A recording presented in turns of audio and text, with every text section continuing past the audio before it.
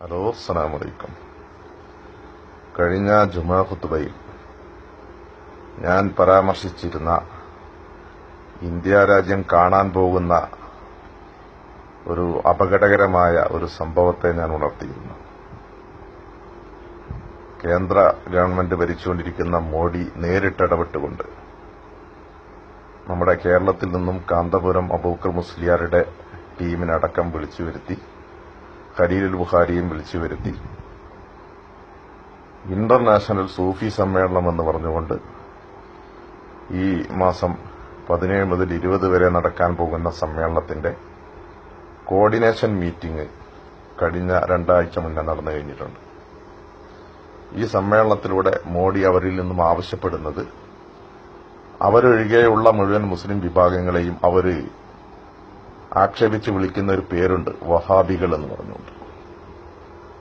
അതുകൊണ്ട് വഹാബികളെ നിരോധിക്കണമെന്ന പ്രമേയം ഈ സമ്മേളനത്തിലൂടെ ഈ മുസ്ലിം വിഭാഗത്തെ തന്നെ മോഡിയോടൊപ്പം സംഘപരിവാര ശക്തികളോടൊപ്പം ചേർത്ത് പിടിച്ചുകൊണ്ട് ശത്രുവിന്റെ ഇംഗിതത്തിന് വഴങ്ങി അവരിൽ നിന്ന് കിട്ടുന്ന ആനുകൂല്യങ്ങൾക്ക് വേണ്ടി മുസ്ലിം സമൂഹത്തെ മൊത്തം ഒറ്റിക്കൊടുക്കാൻ AP അബൂബക്കർ മുസ്ലിയാരും ഖലീലുൽ ബുഖാരിയും കൂടെ കേരളത്തിൽ നിന്നും പ്രതിനിധീകരിച്ചും മറ്റ് ഉത്തരേന്ത്യയിലുള്ള എല്ലാ ഖബർ വ്യവസായികളായ പുരോഹിതന്മാരെയും വിളിച്ചുകൂട്ടി മോഡി നടത്താൻ പോകുന്ന സമ്മേളനത്തിന്റെ കോർഡിനേഷൻ മീറ്റിംഗാണ് ഇനി താഴെ കൊടുക്കുന്നത്. എല്ലാവരും അത് ശരിക്കും കാണുക. ഇവരേത് ആലയത്തിലേക്കാണ് സമൂഹത്തെ നയിച്ചുകൊണ്ടിരിക്കുന്നത്? ഇത് തന്നെയാണ് പടച്ച തമ്പുരാൻ വിശുദ്ധ ഖുർആൻ ഷരീഫിലൂടെ പറഞ്ഞ കപടന്മാരുടെ, മുനാഫിക്കിങ്ങളുടെ ഏറ്റവും പ്രധാനപ്പെട്ട ലക്ഷണം. ഇസ്ലാമിന്റെ ശത്രുക്കളോടൊപ്പമായിരിക്കും അവർ എല്ലാം സ്നേഹവും പങ്കുവെക്കുക എന്നത് വിശുദ്ധ ഖുർആൻ. കാന്തപുരം അബൂബക്കർ മുസ്ലിയാർ ഇങ്ങനെ ഒരു മീറ്റിംഗിൽ എത്തിപ്പെട്ടത് ഒരു യാദൃശികമായ ഒരു സംഭവമായിട്ട് ഒരിക്കലും കരുതിക്കൂടാ. ഞാൻ ഏകദേശം ഡൽഹിയിൽ പഠിക്കുന്ന കാലം 26-27 വർഷങ്ങൾക്ക് മുന്നേ കാന്തപുരം AP അബൂബക്കർ മുസ്ലിയാർ സമസ്തയെ അടർത്തി മാറ്റിക്കൊണ്ട്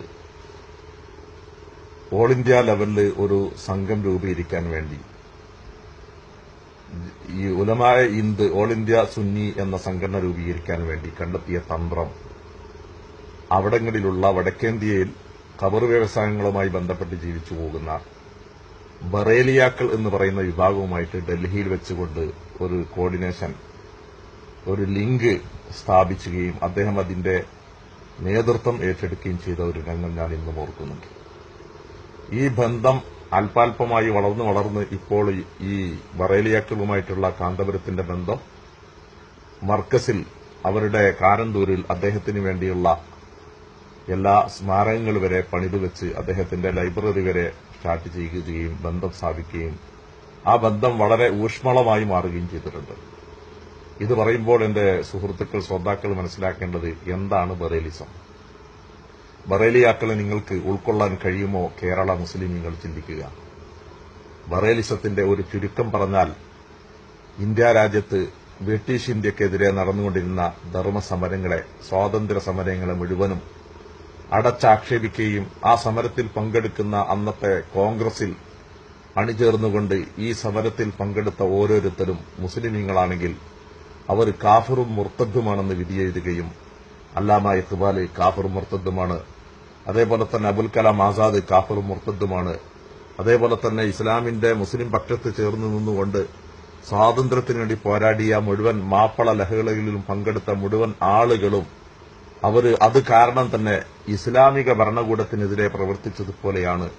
കാരണം ബ്രിട്ടീഷ് ഭരണകൂടം എന്നുള്ളത് ഇസ്ലാമിക ഭരണകൂടത്തിന് സമാനമായി നമ്മൾ ബഹുമാനിക്കേണ്ടതാണ് എന്ന് പറഞ്ഞുകൊണ്ട് ഗ്രന്ഥമെഴുതിയ ഒരു വ്യക്തിത്വമാണ് ബറേലിയാക്കളുടെ നേതാവാകുന്ന അമർ റഹ ബറേലി. അദ്ദേഹം എഴുതിയിട്ടുണ്ട്, എലാമുൽ ആലാം ബി അന്നൽ ഹിന്ദ് ദാറുൽ ഇസ്ലാം. ബ്രിട്ടീഷ് ഭരണകൂടം, അന്നത്തെ ബ്രിട്ടീഷ് ഇന്ത്യ എന്നുള്ളത് ഇസ്ലാമിക ഭരണകൂടത്തിന് സമാനമാണ്. അതുകൊണ്ട് അതിനെതിരെ യുദ്ധം ചെയ്യാൻ പാടില്ല. അതിൽ മരിച്ചു വീഴുന്ന ആളുകളൊക്കെയും കലാപകാരികളും അവര് ജാഹിലിയ മരണം വരിച്ച ദുർമരണക്കാരുമാണ് എന്ന് അദ്ദേഹം വിധിയെഴുതുകയും പറയുകയും ചെയ്തിട്ടുണ്ട്.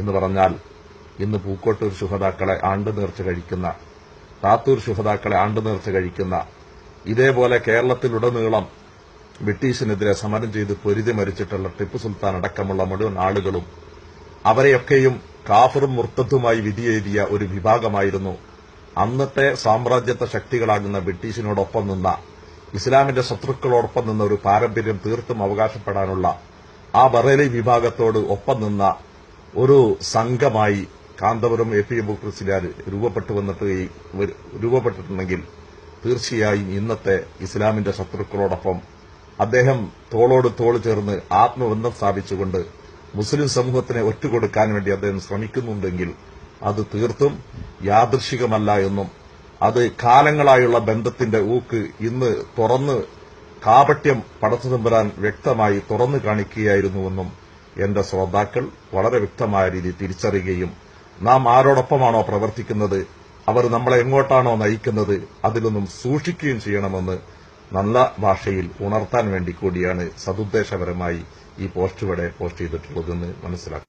ഇന്ത്യയിൽ ഇന്ന് നാളെയും മറ്റന്നാളുമൊക്കെയായി നടന്നുകൊണ്ടിരിക്കുന്ന ഈ സമ്മേളനത്തിന് ബിജെപി ഗവൺമെന്റ് വളരെ ആസൂത്രിതമായി തട്ടിക്കൂട്ടിയതാണ് എന്നതിന് വ്യക്തമാക്കുന്ന മറ്റൊരു തെളിവാണ് നരേന്ദ്രമോദി യുഎസ്എയിലും ലണ്ടനിലൊക്കെ പോയി പ്രസംഗിച്ചപ്പോൾ കൃത്യമായും സൂഫി പരമ്പരകളെ വളർത്തിയെടുക്കണമെന്ന് പറഞ്ഞ് പ്രസംഗിച്ചിരുന്നു.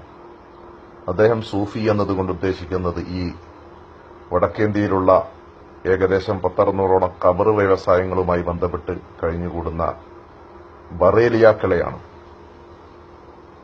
ഈ വിഭാഗത്തെ വളർത്തിയെടുത്തു കഴിഞ്ഞാൽ ലോകത്ത് ഒരിക്കലും ഇസ്ലാമിക ധർമ്മസമരങ്ങളോ വിപ്ലവങ്ങളോ സ്വാതന്ത്ര്യ താൽപര്യങ്ങളോ ഒന്നും അവർക്കുണ്ടാവാത്തവരാണ് എന്ന് പറഞ്ഞുകൊണ്ട് അദ്ദേഹം പ്രസംഗിക്കുന്ന ലണ്ടനിൽ നടന്ന പ്രസംഗമാണ് താഴെ നടക്കുന്നത്.